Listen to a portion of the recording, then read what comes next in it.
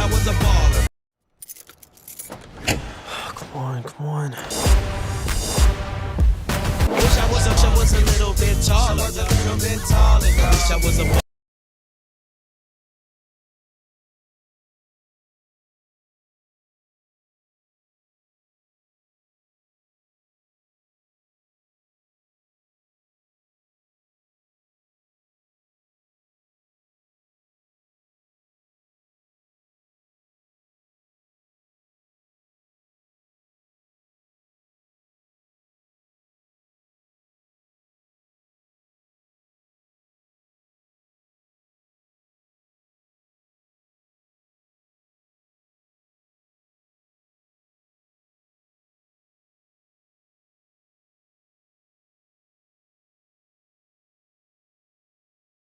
There's something quietly unsettling about the way this trailer opens.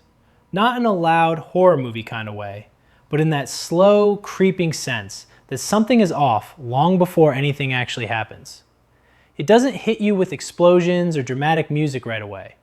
Instead, it lingers. A wide shot of a dusty, sun-bleached college campus.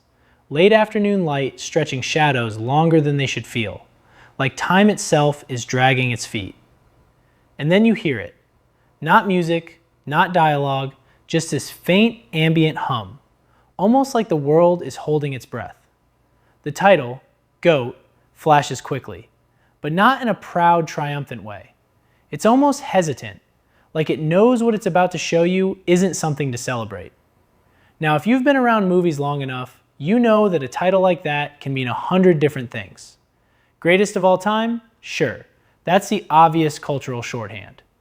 But the trailer doesn't lean into that swagger at all. If anything, it starts peeling that idea apart almost immediately, like it's about to question what it even means to be the best at something and what it costs to get there.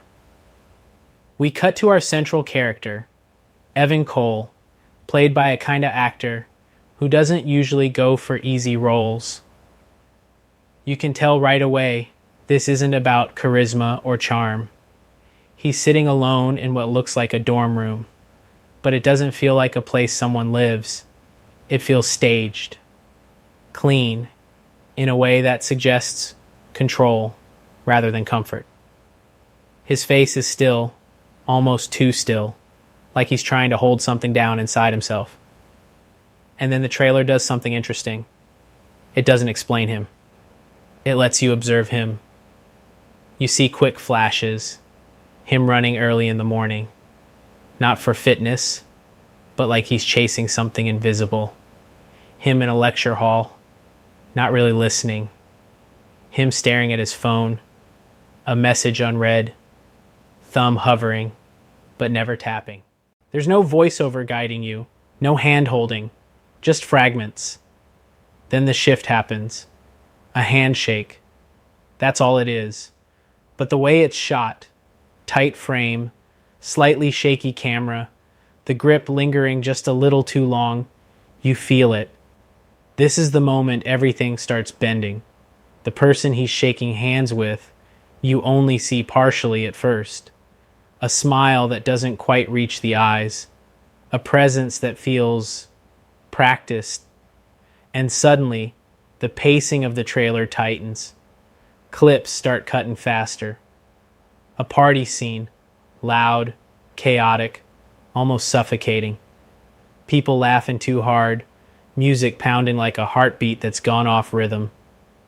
Evan in the middle of it, but not part of it. He's there physically, but his eyes are somewhere else entirely, scanning, calculating. That's when the first line of real dialogue hits, and it lands like a quiet punch. You don't become the best by being comfortable.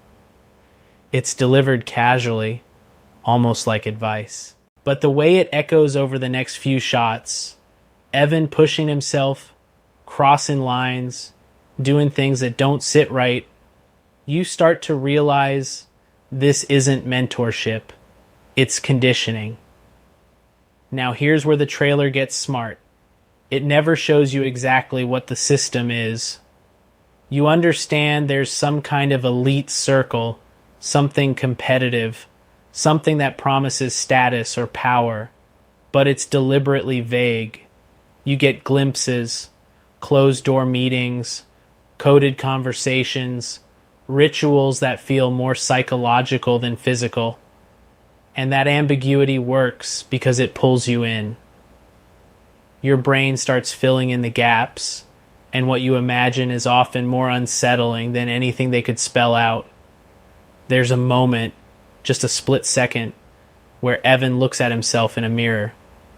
And it's not dramatic. No shattered glass, no screaming, just a long stare. But his reflection feels disconnected, like he's not entirely sure who he's looking at anymore.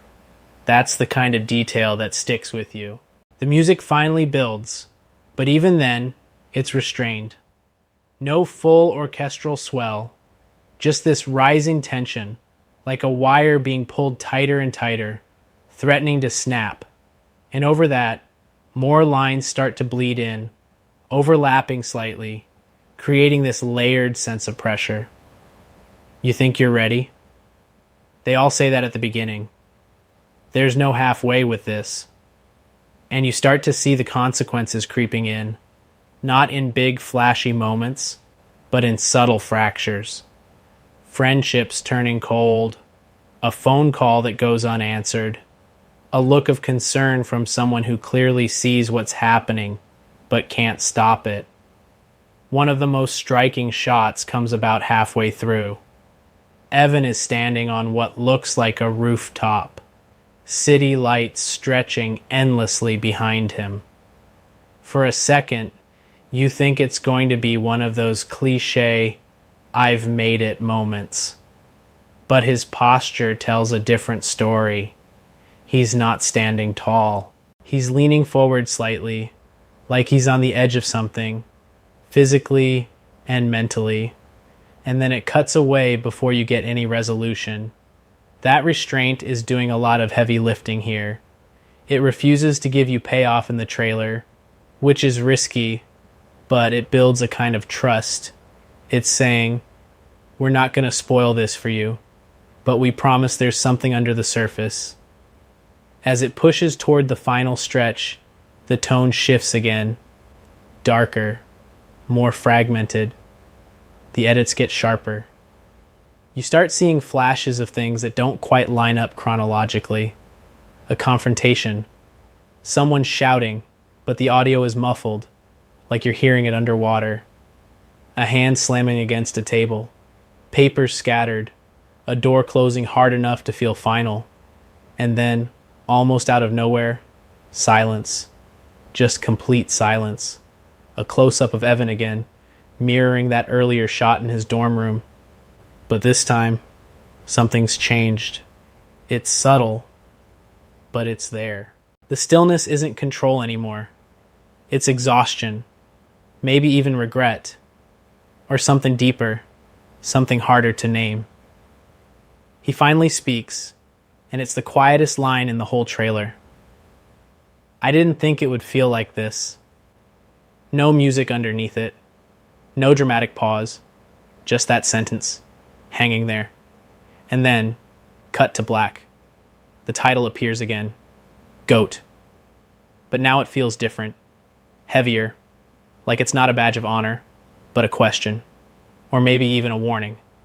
And as someone who's watched a lot of trailers, you start to appreciate the ones that don't scream for your attention, but instead pull you in slowly, almost against your will. This one understands that tension isn't about volume, it's about control, about what you show, what you hide, and how long you make the audience sit with uncertainty. Because by the time it ends, you're not thinking about who wins or loses. You're thinking about identity, about pressure, about the quiet, invisible cost of chasing something that everyone else tells you is worth it, but no one really explains why. And that lingering feeling, that slight discomfort you can't shake even after the screen goes dark. That's usually a sign the film has something real on its mind.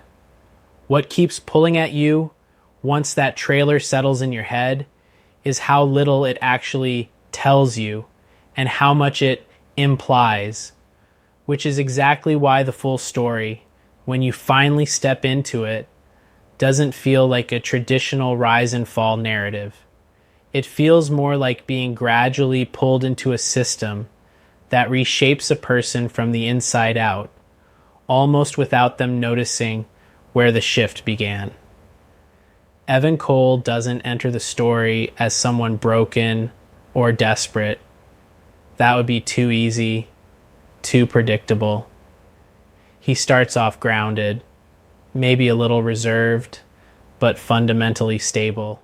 There's a sense that he's someone who's always done things right, followed a path that made sense, kept his head down, delivered results. The kind of person institutions reward early on. And the film makes sure you sit in that version of him long enough to understand what's about to change.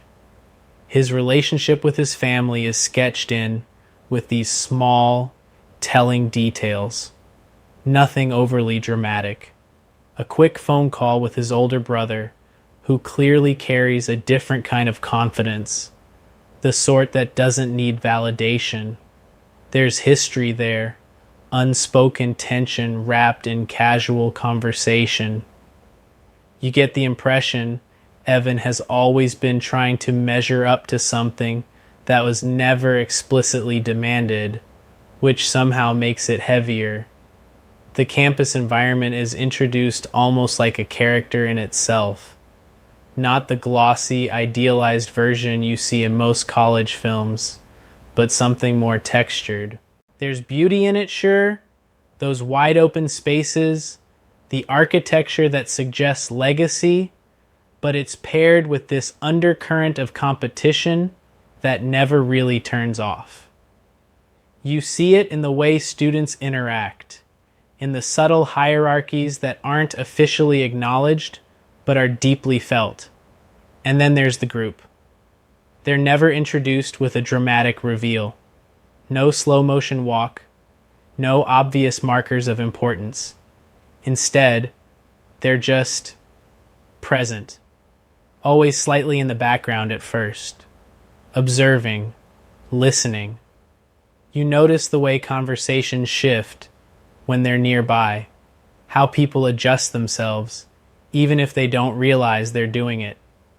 Evan's first real interaction with them feels almost accidental. A chance encounter after a lecture, a conversation that starts out normal enough, about performance, expectations, the usual academic pressures. But there's a precision in the way questions are asked, like they're not just making small talk, they're mapping him out, testing where the edges are. You don't seem like someone who settles. It's framed as a compliment, but there's something probing underneath it. From there, the film starts layering in these moments where Evan is invited, not pushed, not pressured, just invited into situations that feel slightly outside his comfort zone. A private gathering, a late night discussion that drifts into territory that feels more philosophical than practical.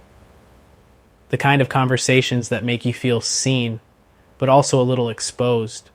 What's fascinating is how the movie avoids making this feel sinister right away. For a while, it actually feels appealing. There's a sense of belonging, of being recognized in a way that the broader environment never quite offers. Evan starts to open up more, to engage in ways he hasn't before, and you can see why someone would lean into that. But the shifts are there, even if they're small. His routine changes. That early morning run becomes less about discipline and more about escape. His interactions with other students grow shorter, less patient. There's a scene where a friend, Someone who's been in his orbit since the beginning tries to pull him back into something familiar, a normal hangout, and Evan just can't connect to it anymore. Not because he's trying to be distant, but because something in him has already started moving in a different direction. The group's influence isn't loud, it's surgical. They don't tell him what to do. They frame choices in a way that makes the right answer feel inevitable. Every decision is positioned as a test of commitment, of identity. You either step forward or you reveal something about yourself that you might not be ready to confront. And the film takes its time, showing how that kind of pressure reshapes a person's thinking. There's a sequence, quiet, almost meditative, where Evan is given a task that seems simple on the surface. No clear stakes, no obvious consequences, but the way it's presented, the way it's contextualized, turns it into something much heavier. It's less about completing the task and more about what it reveals about him. That's when you start to see the cracks forming, not in a dramatic, explosive way, but in these subtle hesitations. A glance that lingers too long, a decision that feels slightly off, even if it's technically correct. The film trusts you to pick up on these things without underlining them. Meanwhile, the group continues to tighten its hold, not through force, but through proximity. They become the space where Evan feels most understood, which slowly makes every other space feel less relevant. It's not isolation in the traditional sense. It's a reordering of priorities that has the same effect. And then there's the mentor figure. He's not presented as a villain. That's what makes him effective. He's calm, articulate, seemingly reasonable.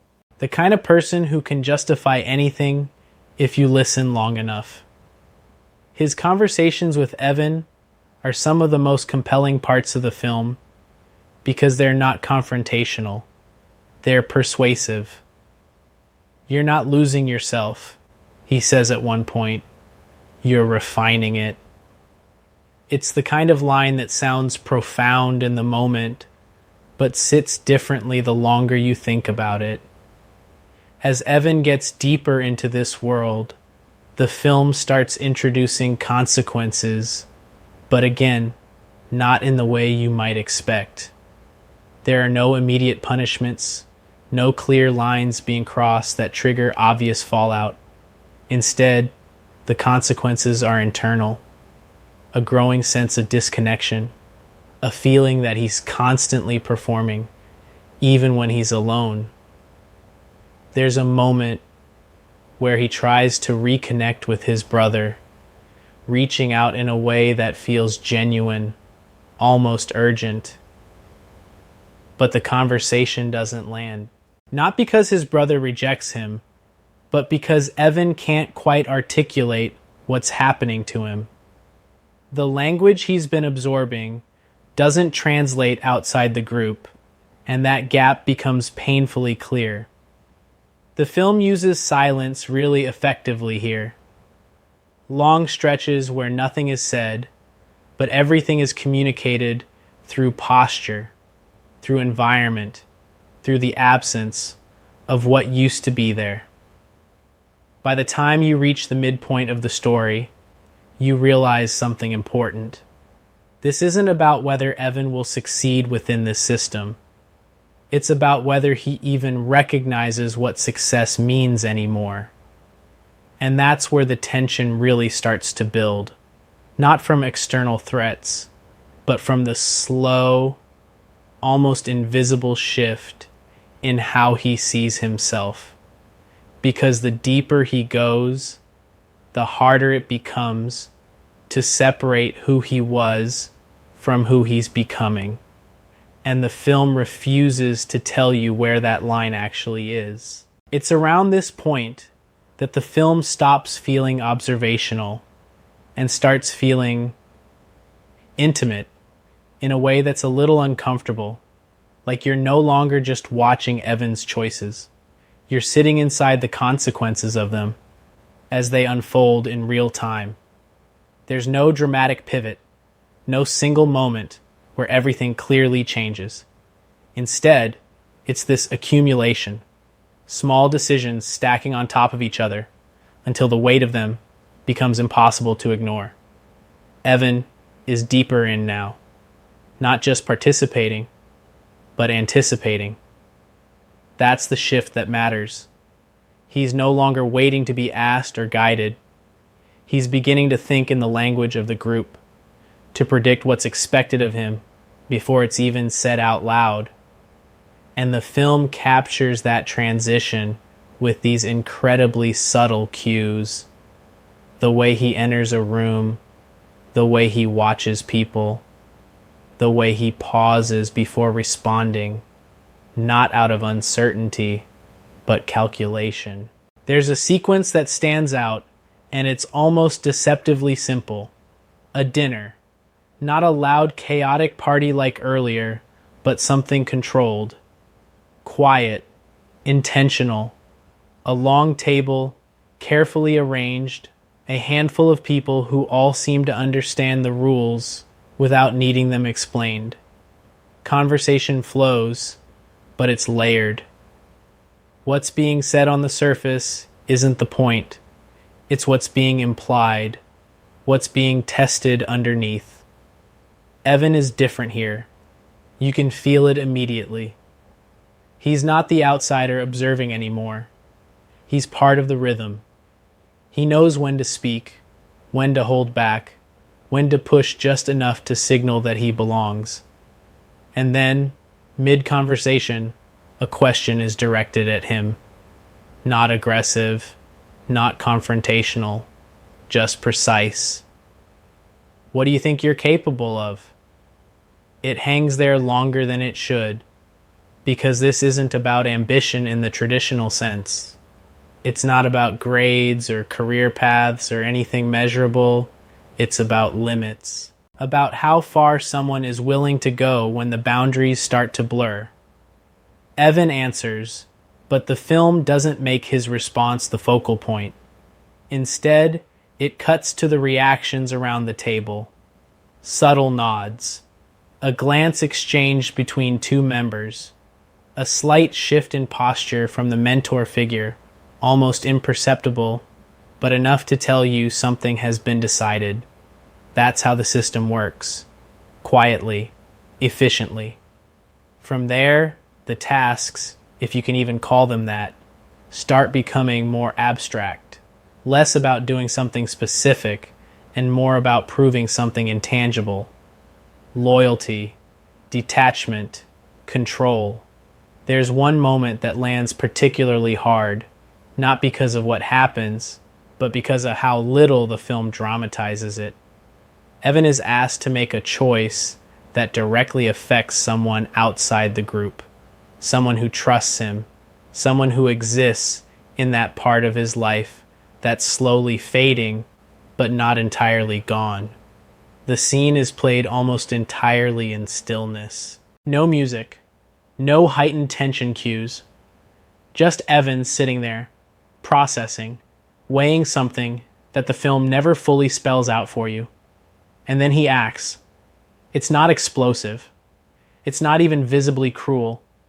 But there's a coldness to it that feels new. Or maybe it was always there, and now it's just unmasked. What makes it hit is the aftermath. Not immediate fallout, not confrontation, just absence, a shift in energy, a relationship that quietly fractures without ever fully breaking on screen. And Evan feels it, but instead of pulling back, he leans further in. Because at this point, acknowledging what he's losing would mean questioning everything he's gained. The mentor's presence becomes more pronounced here, but still never overtly controlling. If anything, he steps back slightly, allowing Evan to operate with a sense of autonomy that feels empowering on the surface. You're not being led, he says during one of their conversations. You're choosing, and that's the line that lingers. Because the film never lets you fully decide whether that's true. Evan starts isolating in ways that aren't immediately visible to the people around him. He's still attending classes, still showing up physically where he needs to be. But emotionally, mentally, he's somewhere else entirely. There's a distance in his interactions that wasn't there before. Not hostility, just detachment. There's a scene where he runs into his brother again, unexpectedly. It's not planned, not orchestrated, just one of those moments life throws at you when you're not prepared for it. And for a second, you see the old Evan surface, a flicker, a hesitation, like he's remembering something he hasn't completely lost. But the conversation doesn't go where you want it to. His brother senses the change immediately, not in what Evan says, but in how he says it. There's a guardedness, a precision that feels foreign. You don't sound like yourself, his brother says, not accusingly, just honestly. Evan doesn't have an answer for that. And that's the point where the film really tightens its grip. Because now it's not just about external pressure, it's about identity, about whether the person he's becoming is something he's actively choosing or something he's being shaped into without realizing it. The visual language shifts subtly here too. The spaces Evan occupies start feeling more confined, even when they're physically open. Rooms feel quieter. Conversations feel heavier. There's less background noise, less distraction. It's like the world is narrowing around him, focusing everything onto these internal conflicts he can't quite articulate. And then comes the moment that reframes everything that's happened so far. It's not a twist in the traditional sense. There's no big reveal that changes the plot. Instead, it's a realization, both for Evan and for the audience. He's not climbing towards something. He's being absorbed into it. The distinction is subtle, but it changes the entire perspective, because climbing implies progress, movement, agency. Being absorbed suggests something else entirely, something more passive, more inevitable. And once that idea takes hold, every previous scene starts to feel different. Every choice, every conversation, every moment of hesitation, it all reads less like a path forward and more like a gradual surrender. There's a late night sequence that captures this perfectly. Evan is alone, walking through campus. The same spaces we saw earlier in the film, but they don't feel the same anymore. The openness is gone. The warmth is gone. It's just empty. He stops at a spot that clearly holds some kind of memory. Maybe from earlier in the film, maybe from a life that feels further away than it actually is. And he just stands there. No dialogue, no movement, just stillness. And for the first time, it doesn't feel controlled. It feels uncertain, like he's finally asking himself a question he's been avoiding. But the film doesn't give you the answer. It cuts away. Because at this point, the story isn't about what happens next in a traditional sense. It's about whether Evan even recognizes the version of himself that's standing there, and whether he's willing or able to step back from it. And the unsettling part is, you're not entirely sure he is. And what's interesting, especially if you zoom out for a second and look at where this film sits in the broader landscape, is how deliberately it avoids the timing you'd expect for something like this. It doesn't position itself as a flashy summer release, and it doesn't chase that end-of-year prestige slot either, where studios typically stack their most obvious award contenders. Instead, GOAT lands in that quieter corridor, early October, right when the industry starts shifting gears, but before the noise becomes overwhelming. It's a calculated move, not accidental, because that window does something subtle. It gives a film like this space to breathe. You're not competing directly with massive franchise drops or holiday spectacles, but you're also not buried under a pile of prestige dramas, all fighting for the same oxygen. It's that middle ground where a movie can build momentum organically, where word of mouth actually has time to matter. And this kind of story, slow, internal, psychologically driven, it depends on that. You can almost feel the studio understanding what they have here. This isn't something you dump into theaters and hope for the best. It's something you let unfold. Let audiences discover it, talk about it, argue over it. Because it's not the kind of film that lands the same way for everyone, and that variability becomes part of its strength. The production history reflects that same kind of patience. It didn't come together overnight. In fact, it lingered in development longer than you might expect for a project that, on the surface, feels relatively contained. But that time shows up in the final product. There's a sense that the script went through multiple layers of refinement, not to make it bigger or more accessible, but to make it sharper, more precise in what it's trying to say. The director, someone who's built a reputation on character-driven work rather than spectacle, approaches this material with a kind of restraint that's increasingly rare. There's no urge to over-explain, no need to underline themes or force emotional beats. It trusts the audience to sit with discomfort, to connect dots that aren't explicitly drawn. And that's not always an easy sell in the current market. Studios tend to lean toward clarity, toward narratives that can be easily packaged and marketed in a few sentences. But GOAT resists that. It's not easily summarized without losing something essential, which is probably why the marketing campaign leans so heavily on mood rather than plot. If you look at the trailers, the posters, even the social media rollout, there's a consistency there. Everything is designed to evoke a feeling rather than deliver information. It's all about tone, controlled, slightly unsettling, just ambiguous enough to spark curiosity without giving anything away. That approach doesn't always guarantee a wide audience, but it builds a specific kind of anticipation. The kind that draws in viewers who are looking for something a little more layered, a little less predictable. And you can see how the industry responded once early screenings started circulating, not in loud, headline-grabbing reactions, but in those quieter signals that tend to matter more long-term. Festival programmers taking interest, critics noting the film's restraint rather than its scale, conversations starting to form around its themes, identity, pressure, the cost of ambition, without anyone quite agreeing on a single interpretation.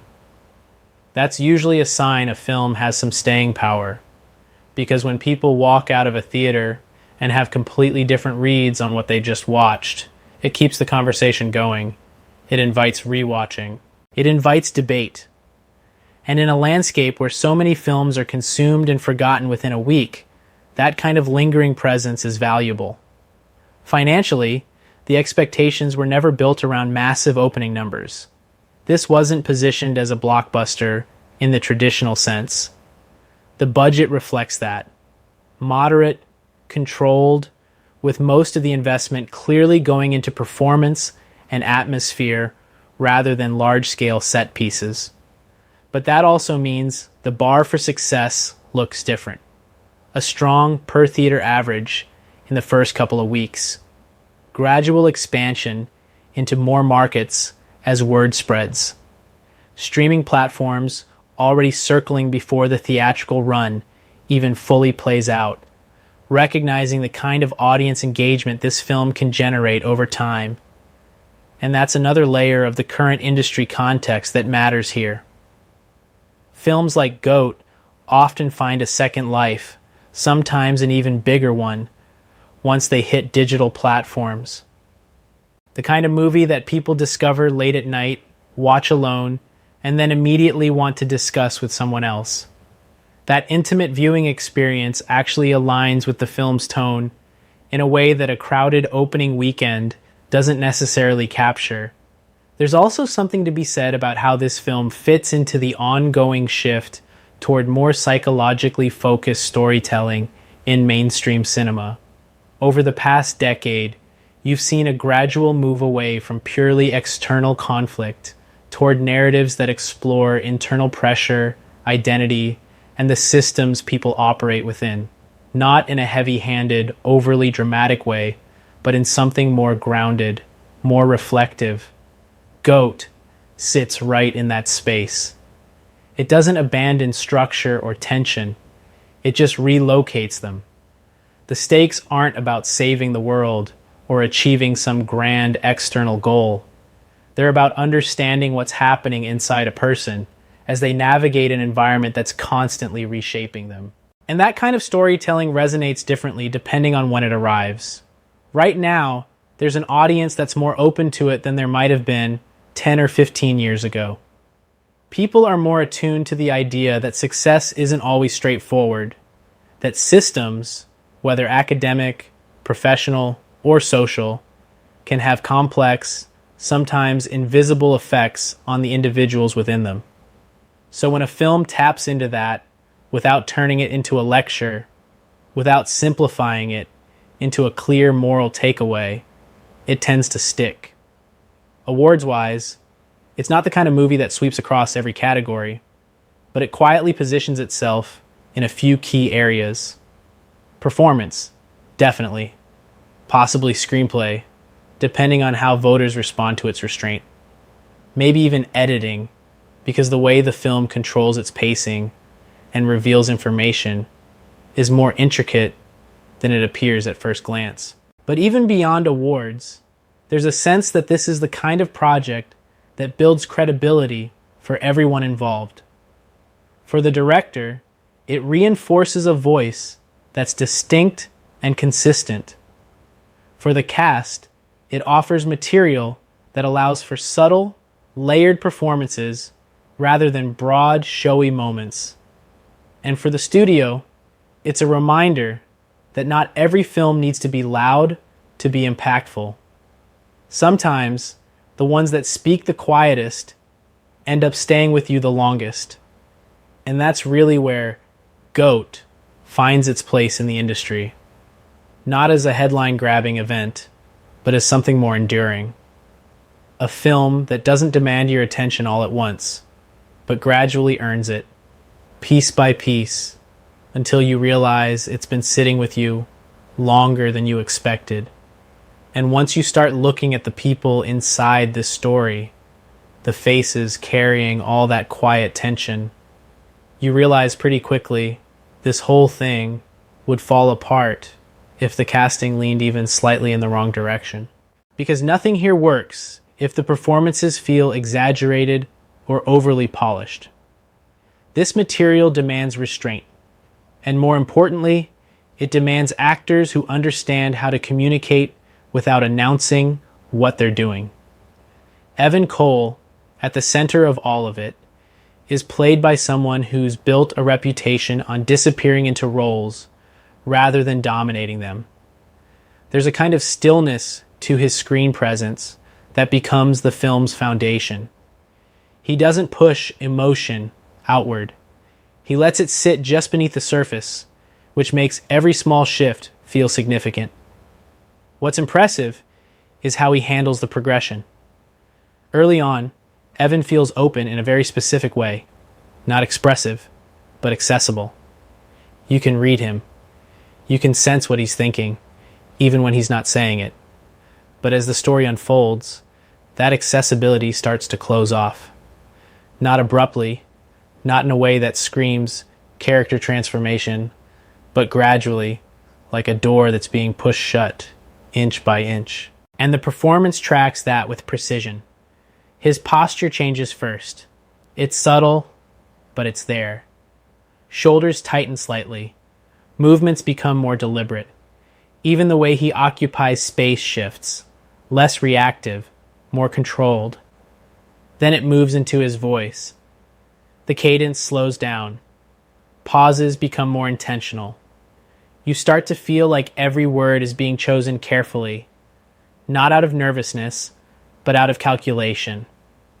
By the midpoint, he's almost unrecognizable from the version of himself we met at the beginning, not because he's louder or more intense, but because he's harder to read, and that's exactly what the role requires. Opposite him, the mentor figure is played with a kind of quiet authority that never tips into caricature. This isn't a loud, commanding presence. It's controlled, measured, almost disarmingly calm. The kind of person who doesn't need to raise their voice because they understand how influence actually works. There's a danger in roles like this. Lean too far into charm, and it feels manipulative in an obvious way. Lean too far into menace, and it becomes one-dimensional. But here, it's balanced in a way that keeps you slightly off-center. You understand why Evan is drawn to him. There's intelligence, clarity, even a sense of purpose that feels genuine. And that's what makes it unsettling. Because you're not watching someone being pulled in by something overtly sinister. You're watching them respond to something that almost makes sense. The mentor's language is precise, often philosophical, framed in a way that feels like guidance rather than control. "You're not here to fit in," he says at one point, almost casually. "You're here to define what fitting in even means." Lines like that land because they're delivered without emphasis.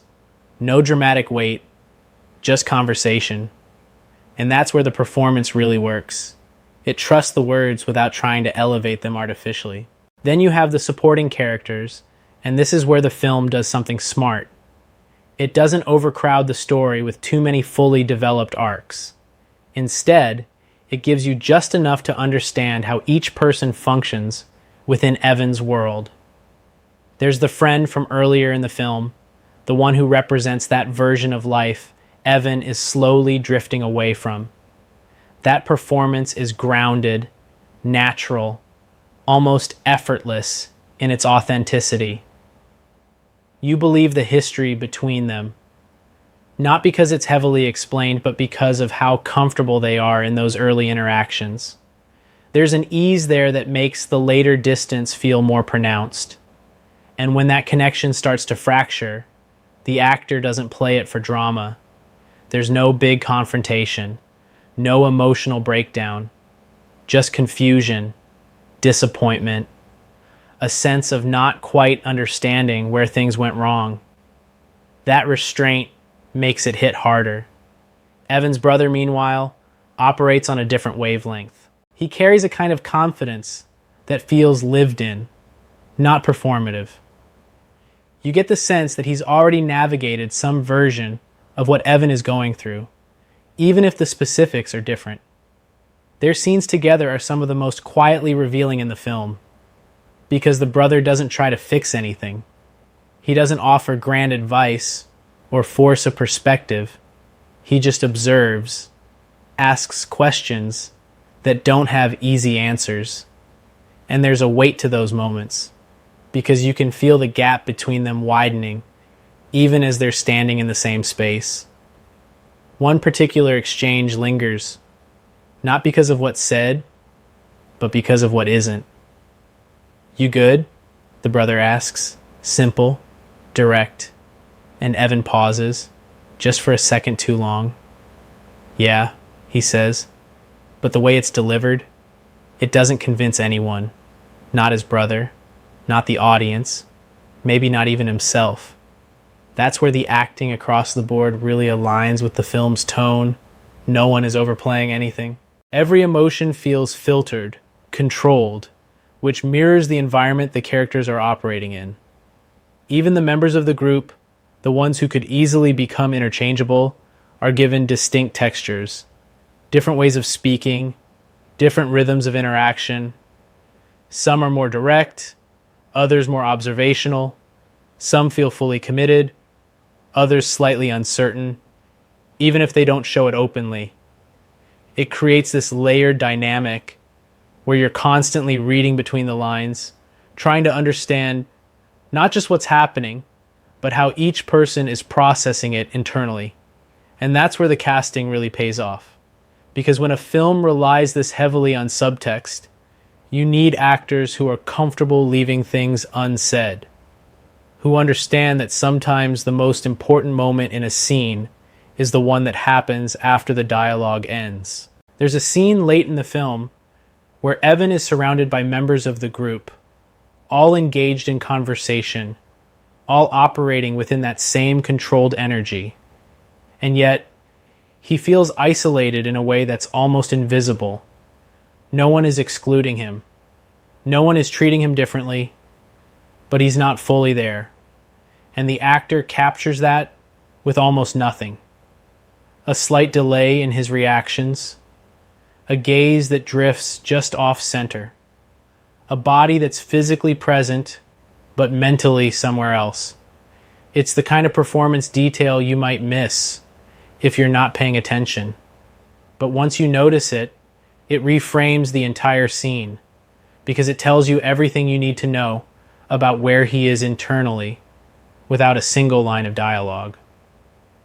And that's ultimately what makes this cast work so effectively together. There's a shared understanding of tone. No one is trying to outshine anyone else. Every performance is calibrated to the same frequency, quiet, deliberate, layered. It's not about big moments. It's about accumulation, little shifts, small choices, the gradual construction of something that feels real enough to recognize, even if you've never been in a situation exactly like this. And when that level of consistency holds across every character, the film doesn't just tell you what's happening, it lets you feel it, piece by piece, in a way that lingers long after the scenes themselves have passed. And what's kind of fascinating is how, even after sitting with all of that, those performances, that atmosphere, you realize the film is actually very careful about how much it reveals up front when it comes to the broader narrative. It doesn't rush to explain itself, and that restraint carries over into how you'd even describe the story to someone who hasn't seen it yet. Because on the surface, it's deceptively simple. You've got a college setting, a highly capable student, an environment that rewards ambition. That alone sounds familiar, almost routine. But the way GOAT frames that setup shifts it into something far more internal, something that's less about external events and more about what those events do to a person over time. Evan arrives in this world already equipped to succeed by conventional standards. He's disciplined, observant, capable of navigating structured systems without much friction. But what the film gradually reveals, without ever stating it outright, is that those same qualities make him particularly vulnerable to a different kind of influence. Because this isn't a story about someone who doesn't belong trying to break in. It's about someone who belongs too well. And what happens when that instinct to adapt, to excel, to meet expectations, gets redirected into something more ambiguous. The narrative unfolds through a series of interactions rather than major plot events. Conversations carry as much weight as actions. Small decisions ripple outward in ways that aren't immediately obvious. And the stakes, while never explicitly framed as life or death, feel increasingly significant because they're tied to identity. Who Evan is, who he thinks he's becoming, and whether those two things are still aligned. There's a constant tension between visibility and invisibility throughout the film. On one hand, Evan is being noticed in ways he never was before, recognized, engaged with, drawn into spaces that suggest importance. On the other hand, parts of him are quietly disappearing, slipping out of view not just for others but for himself. And the story doesn't treat that as a sudden loss. It treats it as a gradual exchange. you gain something, you lose something, but the film resists simplifying that into a clear trade-off. It never tells you whether what he's gaining is worth what he's given up. It just shows you the process, step by step, and lets you sit with the discomfort of not having a definitive answer. The structure reflects that approach. Instead of building toward one central climax, the film layers its tension in waves. Each sequence adds a little more pressure, a little more uncertainty, until you're operating in a space where even small moments carry weight. A glance, a hesitation, a decision that might seem insignificant in isolation starts to feel loaded because of everything that's come before it. And that's where the pacing becomes so important. It's not slow in a way that drags. It's deliberate in a way that accumulates. The film understands that if it rushes, it loses the nuance. So it gives scenes room to breathe, allows silences to stretch just long enough for you to start filling them with your own interpretation. That engagement, where the audience becomes an active participant in meaning making, is a big part of what makes the experience stick. You're not just watching Evan's story. You're constantly evaluating it, questioning it, trying to understand where it's leading and what it's saying underneath the surface. And the film doesn't always reward that effort with clarity. There are moments where you expect a revelation, a clear turning point that redefines everything.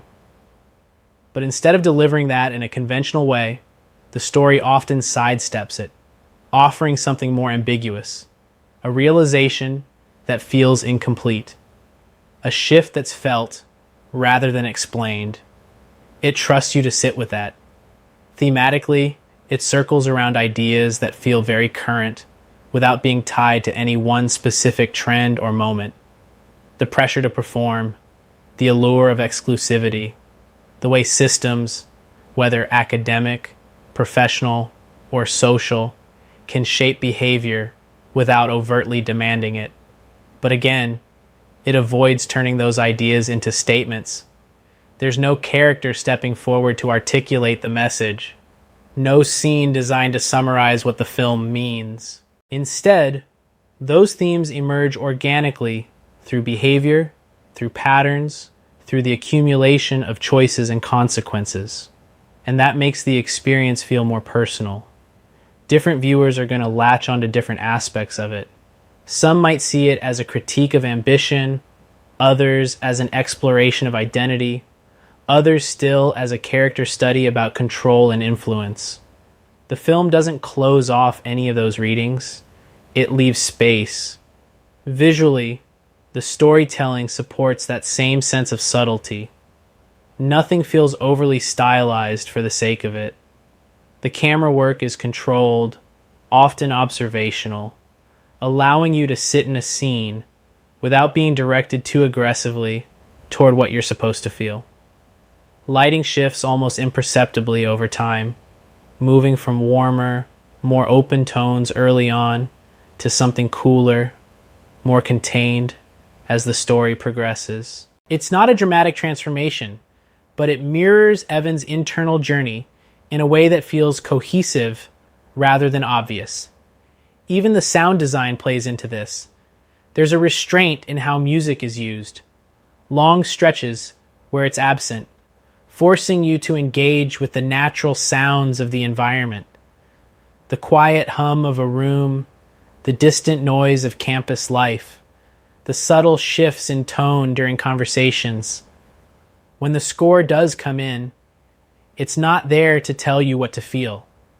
It's there to underline something that's already present, to amplify a tension that's been building quietly. And that consistency across performance, narrative, visual language, sound, it all feeds into a viewing experience that doesn't rely on traditional hooks to keep you engaged.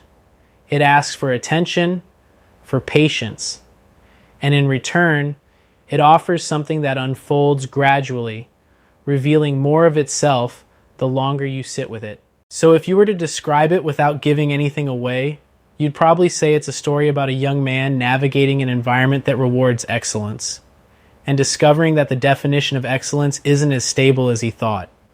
But even that feels like it's only scratching the surface, because what the film is really doing is inviting you to question not just what Evan is going through, but how much of it feels familiar. How often we adapt to systems without fully recognizing the cost.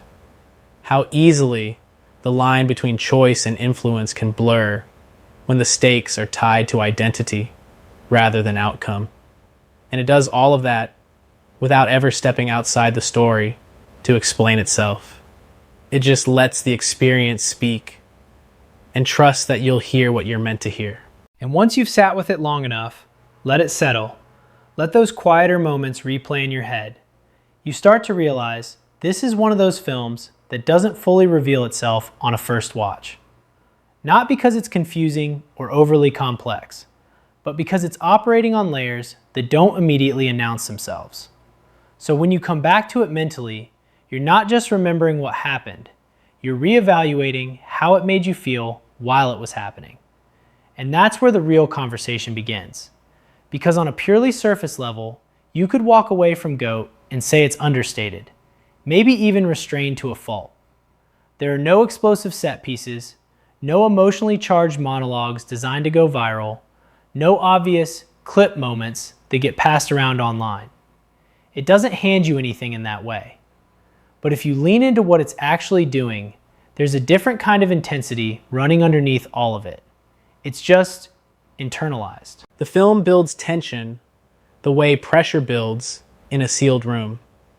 Slowly, quietly, almost imperceptibly, until you suddenly realize how much has accumulated.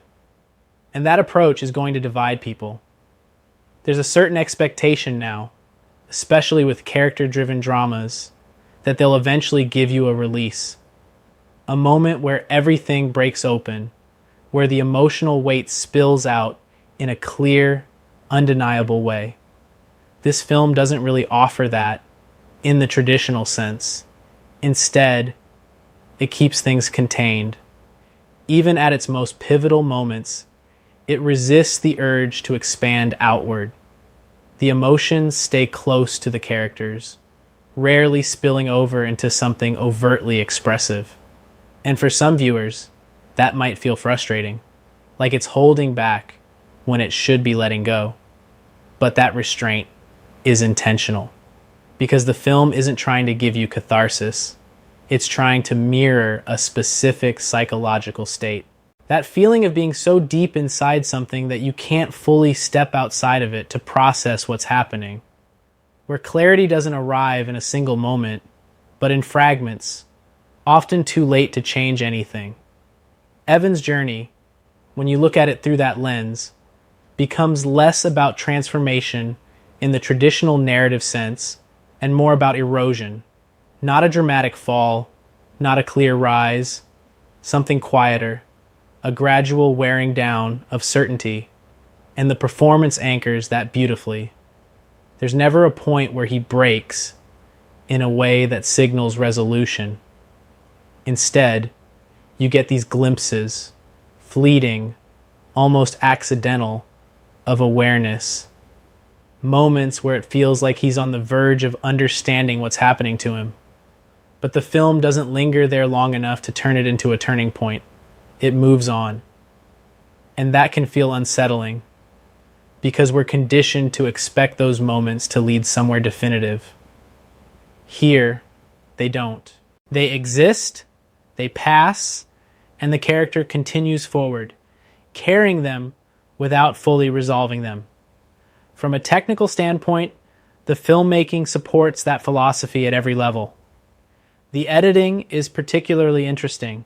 It's not flashy, not designed to draw attention to itself, but the way scenes are structured, the points where they begin, where they end, what's left out, it creates this rhythm that feels slightly off in a very deliberate way. You're never fully settled. Just when you think a scene is going to give you more information, It cuts. Just when you expect a conversation to reach a conclusion, it shifts. And over time, that pattern conditions you to stay engaged, to keep looking for meaning in the spaces between what's shown.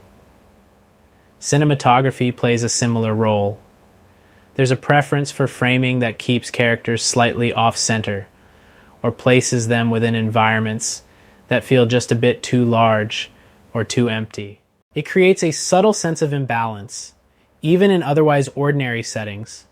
You might not consciously notice it while watching, but it contributes to that underlying feeling that something isn't quite aligned. And then there's the use of space.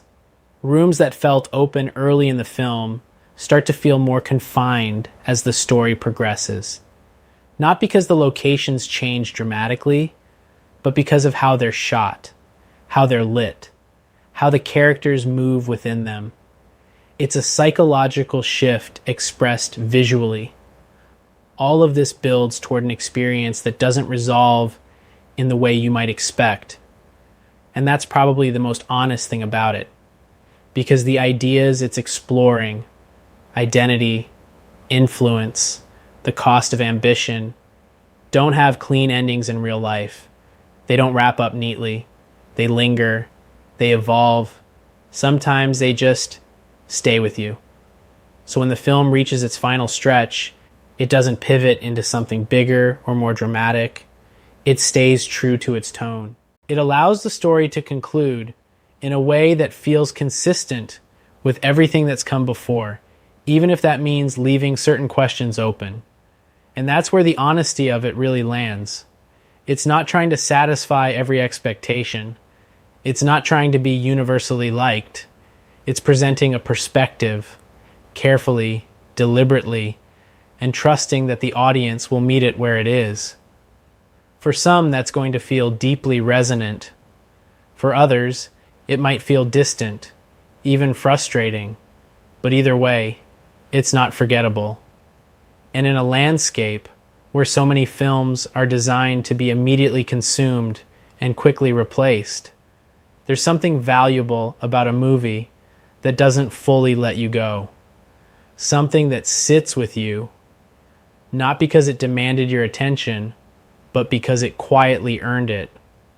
And whether you end up loving it or not, you can't really dismiss what it's doing, because it knows exactly what it is, and it commits to that without compromise.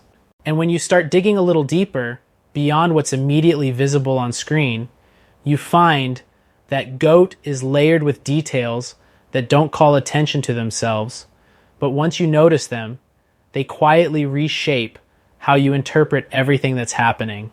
One of the most interesting things is how the film uses repetition, not in dialogue or structure, but in behavior. Certain gestures, certain patterns of interaction, they show up early in ways that feel incidental. A way Evan responds to a question, the way he mirrors someone's tone without realizing it, the way he pauses before making a decision. At first, those moments just feel like character texture, but as the story unfolds, you start to see those same patterns reflected back at him. Only now, they're more refined, more controlled. It's like the film is showing you how influence doesn't always look like a dramatic change. Sometimes it looks like a slight adjustment, repeated over time until it becomes second nature. There's a scene early on where one of the group members subtly redirects a conversation. It's almost invisible, a shift in phrasing, a reframing of a question. Evan notices it, but only in the way you notice something without fully processing it. Later, you see him do the exact same thing, not consciously, not as an imitation, but as a learned instinct. And that's where the film's attention to detail really pays off. It's not just telling you that he's being shaped, it's showing you how that shaping happens, piece by piece, in ways that feel natural in the moment, but accumulate into something more significant. There's also a recurring visual motif that's easy to miss if you're not looking for it. Reflections, mirrors, glass, windows. Evan is often framed in a way where you're seeing him and his reflection at the same time. But the reflections are never perfectly aligned. Sometimes they're slightly distorted. Sometimes they're partially obscured. Sometimes they linger a beat longer than the actual figure and frame. It's subtle, but it reinforces that idea of duality, of a person existing in two states at once, the version they present, and the version that's being quietly reshaped beneath the surface. And the film never spells that out. It just lets the imagery do the work. Another detail that stands out once you think back on it is how language evolves over the course of the story. Early conversations feel open, exploratory. People ask questions in a way that invites genuine responses. There's space for uncertainty, for disagreement, for individuality. But as Evan becomes more integrated into the group, that language starts to tighten. Conversations become more precise, more structured. Questions aren't really questions anymore. They're prompts designed to guide the answer in a specific direction. And Evan adapts to that. His responses become cleaner, more definitive, less searching, more declarative. It sounds like confidence on the surface, but there's something underneath it that feels rehearsed, like he's learned the correct way to think. There's even a moment, brief, almost throwaway, where he starts to say something, stops, and then rephrases it in a way that aligns more closely with the group's perspective. It's not highlighted. No one reacts to it, but it tells you everything. Because that's the moment where internal thought starts to adjust itself before it even becomes external. And those are the kinds of details that make the film feel cohesive on a deeper level. Everything is working toward the same idea, even when it's not immediately obvious. The sound design contributes to this in a way that's easy to overlook, but incredibly effective. There are moments where background noise subtly drops out during key interactions. Not completely, just enough to create a sense of isolation. Like the world is narrowing down to a single conversation, a single decision point. It's not dramatic enough to register consciously for most viewers, but it shifts how those scenes feel. It pulls you closer, makes the moment more intimate, more controlled. Then there's the way time is handled. The film doesn't rely heavily on explicit markers to show progression. There are no big time jumps announced with title cards or obvious seasonal changes. Instead, time is felt through routine, through repetition, through the gradual evolution of behavior and relationships. And that creates a slightly disorienting effect. You're never entirely sure how much time has passed between certain events, which mirrors Evan's own experience. When you're deep inside a system like that, time doesn't always feel linear. It compresses. It stretches. It becomes secondary to the process you're caught up in. There's also an interesting detail in how the group itself is portrayed. They're not identical. They don't all behave the same way. In fact, the film goes out of its way to give them individual characteristics, different speaking styles, different levels of intensity, different ways of engaging with Evan. But despite those differences, there's a consistency in how they operate as a unit. They reinforce each other, not overtly, not in a coordinated way that feels staged, but in subtle alignments. One person introduces an idea, another supports it from a slightly different angle, a third reframes it in a way that makes it feel inevitable. And that layered reinforcement creates a kind of pressure that's hard to resist, because it doesn't feel like pressure. It feels like consensus, which is much more powerful. Even the absence of certain details becomes meaningful when you think about it. There's very little emphasis on the outside world. You don't see much of what's happening beyond the campus, beyond the immediate environment Evan is operating in. It's not that the world doesn't exist. It's that it becomes irrelevant to him over time. And the film reflects that by narrowing its focus. It's a subtle but effective way of showing how systems can become self-contained, how they can create their own logic, their own values, their own definitions of success that don't need external validation. And once you're inside that, it becomes harder to step outside and question it. There's even a detail in the way characters listen to each other. Early on, there's overlap in conversations. People interrupt, talk over each other, respond naturally. It feels loose, organic. Later, conversations become more structured. People wait their turn. Responses are measured. There's less spontaneity, more intention. It's a small shift, but it changes the entire dynamic because it suggests a level of control that extends beyond just what's being said.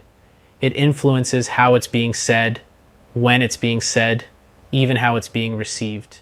And all of these elements, visual, behavioral, structural, they build into something that feels cohesive without ever needing to announce itself.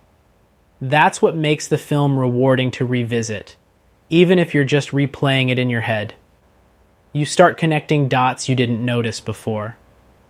You start seeing how early moments foreshadow later ones, not in obvious ways, but in patterns, in echoes. And it reinforces the idea that what you're watching isn't just a sequence of events. It's a system unfolding, a system that shapes behavior, influences identity, and operates just beneath the surface of what's visible. And the more you think about it, the more you realize how carefully constructed that system is, and how quietly the film invites you to step inside it without ever making you feel like you've crossed a clear line. And when you step back from all of that, the layers, the performances, the quiet precision, you start to see why a film like GOAT even enters the conversation about broader success, because on paper, it doesn't check the obvious boxes. There's no massive spectacle, no franchise tie-in, no built-in audience that guarantees a huge opening weekend. It doesn't scream event movie. In fact, it almost does the opposite. It asks you to come to it rather than chasing you down. So the idea of it becoming a blockbuster in the traditional sense, that's not really the point. But here's where it gets interesting. Because the definition of a blockbuster has been shifting for a while now, even if people don't always acknowledge it out loud. It's not just about opening numbers or scale anymore. It's about cultural presence, longevity, the ability to stay in conversation long after that initial release window has passed. And GOAT has a real shot at that kind of impact. Not because it's trying to appeal to everyone, but because it's targeting something more specific, something that tends to travel further over time, word of mouth. This is exactly the kind of film that benefits from people recommending it to each other in a more personal way. Not, you have to see this on the biggest screen possible, but you need to watch this and tell me what you think. That second part is key. It invites conversation, not just consumption. And when a movie creates that dynamic, it extends its own lifespan. You get discussions online that don't just revolve around whether it was good or bad, but what it meant, how it felt, what different viewers took away from it. That kind of engagement builds gradually, but it tends to stick. There's also a generational angle here that works in the film's favor. Younger audiences, especially those navigating competitive environments, whether academic or professional, are going to recognize pieces of this story in ways that feel immediate. Not literally, of course. The film isn't a direct reflection of any one system, but the emotional undercurrent, the pressure, the subtle influence, the shifting sense of identity, that resonates. And when something resonates on that level, it spreads in a different way. It becomes something people relate to, not just something they watch. At the same time, there's enough distance in the storytelling, enough abstraction, that it doesn't feel tied to a single demographic. Older audiences can engage with it from a different perspective, maybe seeing it as a reflection on ambition over time, on how systems shape people in ways that aren't always obvious in the moment. That cross-generational accessibility, even if it's subtle, adds to its staying power. Then you factor in the performances. Strong, controlled, layered performances tend to age well.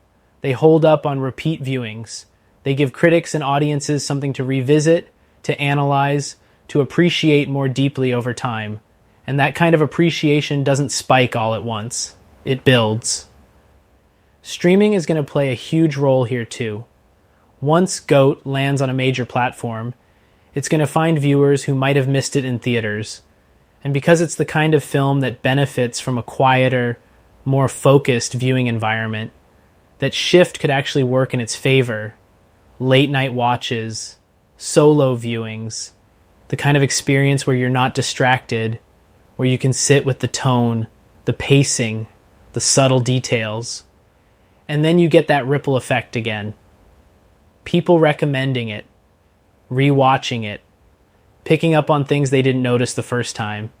That's how a film like this grows. It doesn't explode, it expands. There's also the critical angle. Even if it doesn't dominate award season, strong critical support can give it a different kind of momentum. Not the flashy headlines, but the steady presence in year-end lists, in think pieces, in conversations about films that took risks or approached familiar themes in a new way. That kind of recognition keeps it visible, and visibility, over time, contributes to that broader definition of success. But maybe the most important factor is something harder to quantify. It's the feeling the film leaves you with. Not immediate excitement. Not that rush you get from something big and loud. It's quieter than that. More persistent. It stays in your head. You find yourself thinking about certain moments days later, reconsidering choices the character made, questioning how you interpreted certain scenes. That kind of engagement doesn't fade quickly, and when enough people have that experience, it creates a collective conversation that extends far beyond the initial release. So no, GOAT probably isn't going to dominate the box office in the way traditional blockbusters do. But that doesn't mean it can't become something just as significant in a different way. A film people keep returning to. A film that sparks discussion long after it leaves theaters. A film that quietly embeds itself into the cultural landscape, not through volume, but through persistence. And sometimes, those are the ones that end up mattering more in the long run, because they don't just pass through the conversation, they become part of it. And the strange thing is, by the time you reach the end of a film like this, really reach it, not just watch it, but sit with it, you realize it was never trying to give you a clean conclusion in the first place. It's not built for that. It doesn't believe in that kind of closure. What it leaves you with instead is a feeling, something unresolved, but not incomplete. There's a difference, because incomplete feels like something is missing. Unresolved feels like something is still alive, and GOAT very deliberately chooses the second. That final stretch, those last few sequences, they don't escalate in the way most stories do. There's no sudden surge of action, no dramatic confrontation that releases all the tension that's been building. If anything, it gets quieter, more focused, like everything is narrowing down to a single internal point. Evan isn't running anymore. He's not chasing anything, not reacting, not even really resisting. He's present, but it's a different kind of presence than we saw at the beginning. Back then, his stillness felt like control. Now it feels like awareness, and there's a weight to that. Because awareness doesn't automatically lead to change. That's the uncomfortable truth the film leans into. Just because you recognize something about yourself, about the system you're in, about the choices you've made, it doesn't mean you can immediately step outside of it. Sometimes recognition just means you see the structure more clearly and you're still inside it. There's a moment, again, quiet, almost easy to overlook, where Evan is placed in a situation that mirrors something from earlier in the film. Not exactly the same, but close enough that you feel the echo. Early on, he reacted instinctively.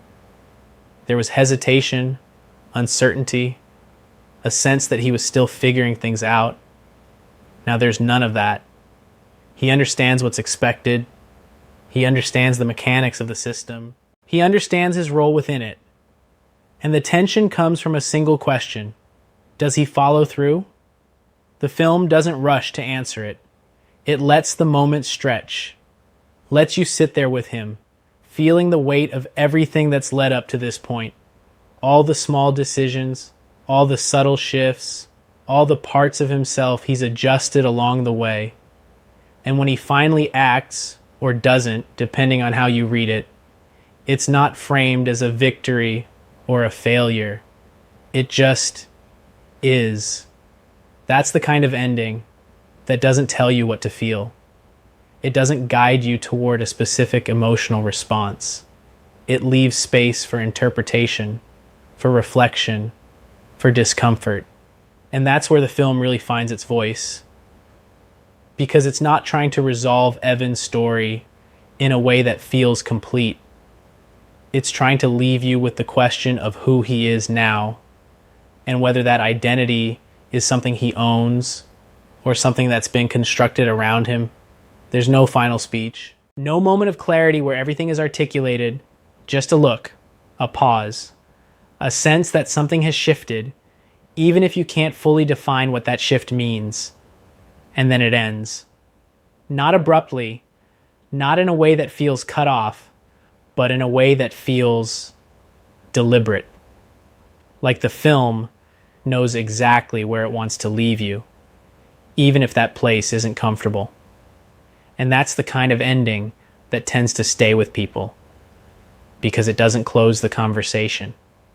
It opens it. You walk away thinking about it, replaying it, questioning it, maybe even disagreeing with it. But you're engaged with it in a way that goes beyond the immediate experience of watching. And that's really the thread that runs through the entire film. It doesn't demand your attention with spectacle or force. It earns it through consistency, through restraint, through a very clear understanding of what it wants to explore and how it wants to explore it. It trusts that you're willing to meet it halfway. And if you are, it gives you something that doesn't fade quickly, something that lingers, something that doesn't just exist while you're watching it, but continues to evolve in your mind afterward. Because the real impact of GOAT isn't in any single scene or moment. It's in the accumulation, the slow build, the way it quietly reshapes how you're thinking about the story, even after it's over. And that's not something every film is trying to do. Some are built for immediate reaction, for excitement, for release, for that quick emotional payoff that fades as soon as the credits roll. This one isn't. It's built to stay, to sit with you, to keep unfolding long after the screen goes dark. And whether you end up embracing that or resisting it, you're still carrying it with you. Which, in a way, feels like the most honest ending the film could have chosen. There's a point after a film like this where talking about it in terms of what happens next almost stops making sense, because the final impression isn't really about plot anymore. It's about residue. What stays behind in your head when the story itself is done. And GOAT leaves a very specific kind of residue. It's not loud. It doesn't clamor for attention. It just sits there, quietly reshaping how you remember everything you just watched. Even the earlier scenes start to feel different in hindsight. That dorm room at the beginning doesn't feel like a starting point anymore.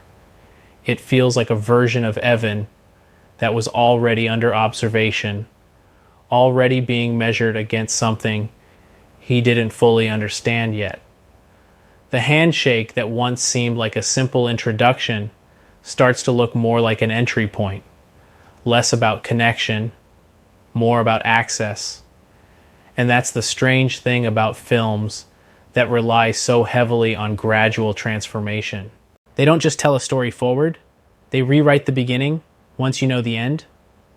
There's also something interesting in how the supporting world reframes itself after the fact. The campus, for example, doesn't feel like a neutral setting anymore. It feels structured, almost layered, like there were always invisible systems operating underneath the surface, and Evan simply became more aware of them as he moved through them.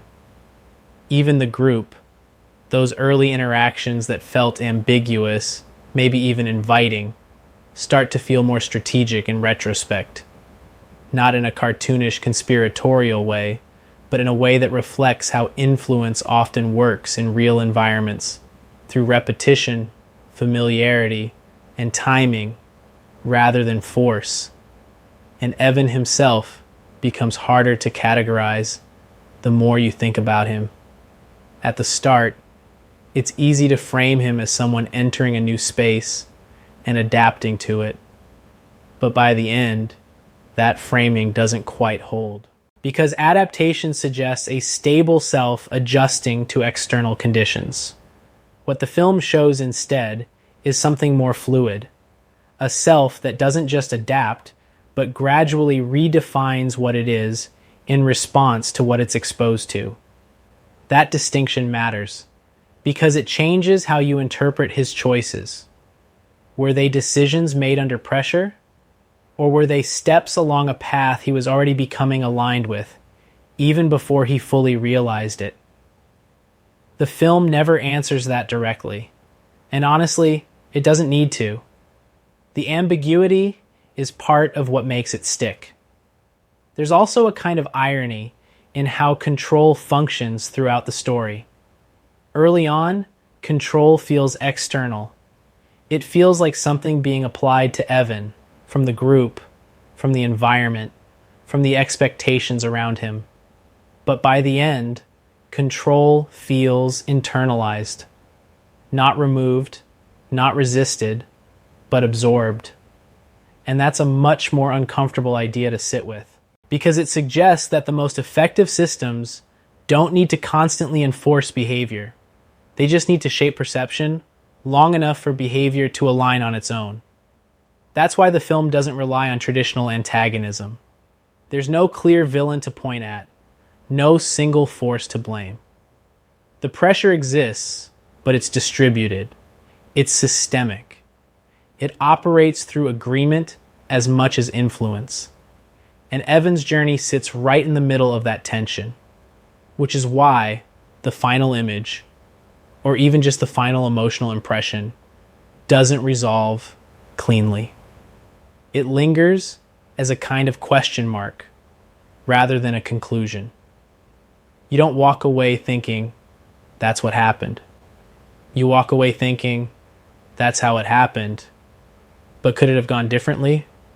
And that question doesn't stay contained to the film. It spills outward. Because once you start thinking in those terms, you begin to recognize similar patterns elsewhere, in environments that reward performance, in spaces that shape behavior through expectation, in systems that feel neutral on the surface but carry strong directional pressure underneath. That's where the film's impact quietly expands. Not through messaging, not through explicit commentary, but through recognition. And recognition is harder to shake than explanation. Even the pacing of the film contributes to that lingering effect, because it never gives you a clean emotional exit. You don't get the usual reset that comes after a conventional climax. There's no release valve, no moment where everything resolves and you can mentally step out of the experience. Instead, it fades in a way that feels continuous, like the story doesn't stop so much as it just stops being shown. And that's a subtle but important difference. It keeps the narrative psychologically active even after the credits roll, which is probably why people end up thinking about it later, randomly, in unrelated moments. Not because they're trying to analyze it, but because certain images or ideas resurface without prompting. A conversation, a pause, a decision that felt small at the time, but carried more weight than it seemed. That's the kind of after effect the film is aiming for. Not immediate impact, sustained reflection. And whether someone ultimately reads it as a critique, a character study, or something more abstract, the experience tends to converge on the same point.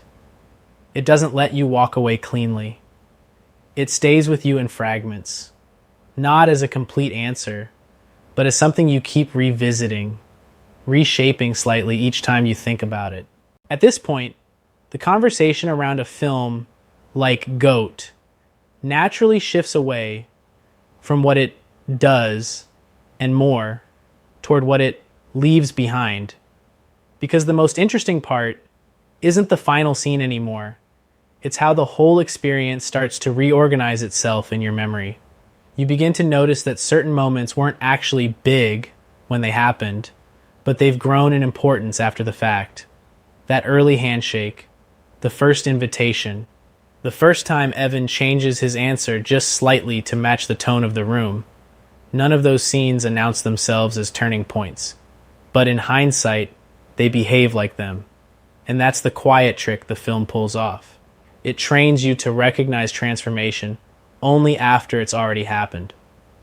By the time you realize Evan is different, the film has already done the work of showing you how he became different, just without labeling it in real time. It never stops to underline a shift. It just lets the shift occur, then moves forward, as if that new version of him has always been the baseline. That approach creates a kind of delayed understanding. You're always slightly behind the film in terms of interpretation, and then you catch up later, sometimes much later, when you're no longer watching it, just thinking about it. And that's where the performances matter again, even after everything else has been established. Because the reason those shifts feel believable is that nobody in the cast ever plays change in a loud way. There's no performance moment where someone signals, "This is where I become someone else." Instead, it's all micro adjustments. The kind you only really notice when you compare earlier and later versions side by side. That consistency is what makes the transformation feel inevitable rather than forced. Even the mentor figure, when you think back on him, doesn't register as a traditional antagonist. He doesn't push Evan into anything directly. He rarely even contradicts him outright. Instead, he operates through framing, how choices are presented, how consequences are described, how identity is defined in very precise language. And that's what makes him effective within the story world. Not control through aggression, but control through interpretation. The film doesn't judge that explicitly. It just shows how easily interpretation can become direction when someone is looking for certainty. And Evan, for most of the story, is looking for certainty even when he doesn't realize it. That's why the group feels so compelling at first. It offers structure. It offers clarity. It offers a version of success that feels defined, even if the cost of that definition isn't immediately visible. But what the film slowly reveals is that clarity and constraint can start to look the same over time. The difference only becomes obvious once you try to step outside of it. And by then, the boundaries are already internalized. There's also something interesting about how the film handles absence. Not just in terms of what it shows, but what it chooses not to show. We don't see every consequence play out. We don't see every relationship fully break or reform. We don't get closure on every thread introduced along the way. And that absence isn't accidental. It's structural. Because in real life, Systems like the one the film is depicting don't resolve cleanly either. People drift, connections fade, decisions echo without formal acknowledgement. The impact continues even when the moment that caused it is long gone. So instead of wrapping everything up, the film leaves gaps. And those gaps become part of the experience.